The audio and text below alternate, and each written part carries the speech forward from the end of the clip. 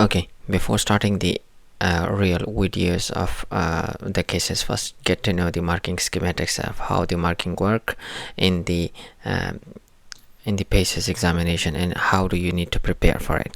So first of all, the first thing that you need to memorize is that the eyes can't see what the mind doesn't know. Okay, so if you don't know what you're looking for, you won't be able to find any physical signs on the examination in these cases. So do know what you're looking for. And how would you know? You would know by knowing the causes of that examination. Say for example, in any examination you do need to know the causes. So once you know the causes, then it is very easy that what you are looking for, and then it is very easy for you to pick up the findings because you do know what you're looking for. So say for example, now that we are doing the abdominal examination, so you mainly know that there will be some problem with the liver, spleen, kidney, gut or bladder. So these are the stuff that is usually present in the gut, in the tummy. Okay, so you are doing that examination, so you do need the causes of the all of the abnormalities. Say for example, if you are looking for any spleen, if you have palpated the spleen, so while doing your examination you know the various different causes of the splenomegaly, so that you can you can look for all of those causes while you are doing the examination. The same is the case with the hepatomegaly, the same is the case with the kidneys enlargement. Okay, so you do need to know the causes, and this will come with the study. So you do need to learn and memorize all the causes. So this is very, very important stuff while going into the examination. Before that, you need to know the causes, because what happens is those causes, you will do the examination, your eyes will be continuously looking for the the various different those causes, the findings of those causes, and those causes once you do the examination, against this examination we will to go ahead with our schematic approach, because it is way too much of information to memorize all of them. So once you go with the schematic approach, that we will see some signs on the general physical examination, then hands, then arms, forearms. We will then start from the face, neck and axilla, then we will check the back, chest, abdomen, and finally feet. So in this approach we will look out for all of the findings, and once we look at all of the findings, and we will look for all of the causes, because we know what could be causing those findings, and then we will also look for some possible complication during our examination. So once you know the causes, you do the examination, what happens is that your causes become your differentials. So that's how you make the differential diagnosis, because all of your causes become your differential diagnosis, and in this way on the examination you rule out some of the differentials and some of them are less left, so those become your differential diagnosis. Then what happens is that the bell rings, and then in the discussion you start explaining your differential to your examiner. Then your examiner says, okay, this is your diagnosis. So so the examiner will ask you what other investigation would you like to do. Then you explain those, that okay, in order to rule these things out, I would like to do these investigation. Then they tell you, okay, few of the investigations are like this, so what is your diagnosis now? Then you get to your diagnosis, that okay, this patient has splenic enlargement, he had splinter hemorrhages, he had a murmur. So you do an echo, you do blood cultures and those kind of stuff, so you find out that the patient has infective endocarditis.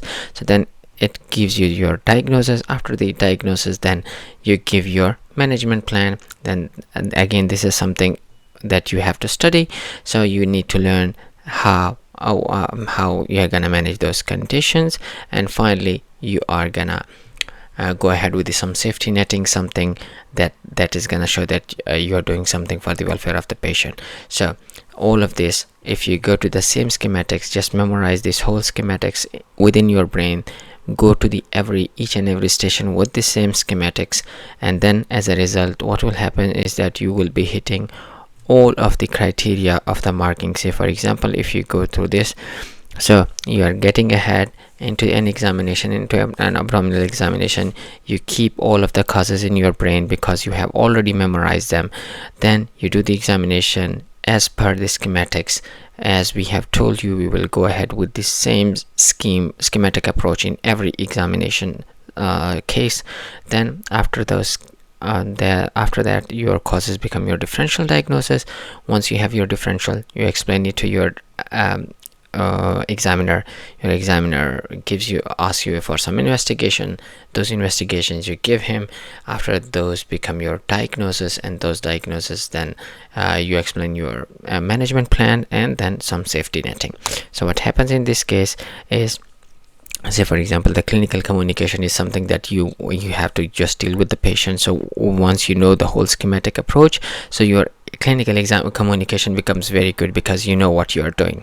The next thing in this schematic approach is the clinical judgment. How does it improve? Because you know what you're looking for, so it really improves your clinical judgment. You know what you're looking for, and all of them become your differential diagnosis, so your clinical judgment becomes super great. If you do it according to the schematic approach that we give you, as a result you won't need to memorize any of the details. You will just go with the flow. You find out the various different findings along the way, and once you find those findings, as a result you get to the diagnosis straight ahead. Differential diagnosis, so this is again another marking criteria. So again, once you know the causes, you have done the examination, it gives you very clear, crystal crisp differential diagnosis, so you're gonna score very good on this. And remember, most of the people fail in the differential diagnosis section, so make sure that you don't fail on this skill. Again, if you fail on three or more than three skills in the PACES, no matter your marks, you are fail. So make sure that your differential diagnoses are very crisp, and this will all depends on if you memorize the causes of those disturbances. So the next one, the other marking skill is managing the patient concerns. So once you get to the diagnosis, and if your study is better in the management plan, so what will happen is you will be managing the patient concerns, you will be managing the patient disease very smoothly. And finally, why we have kept this safety netting at the end, because it helps you in maintaining the patient welfare. So just keep in mind that I will have to say something regarding the patient safety netting or regarding the patient safety, so that's gonna give me some points in maintaining the patient welfare.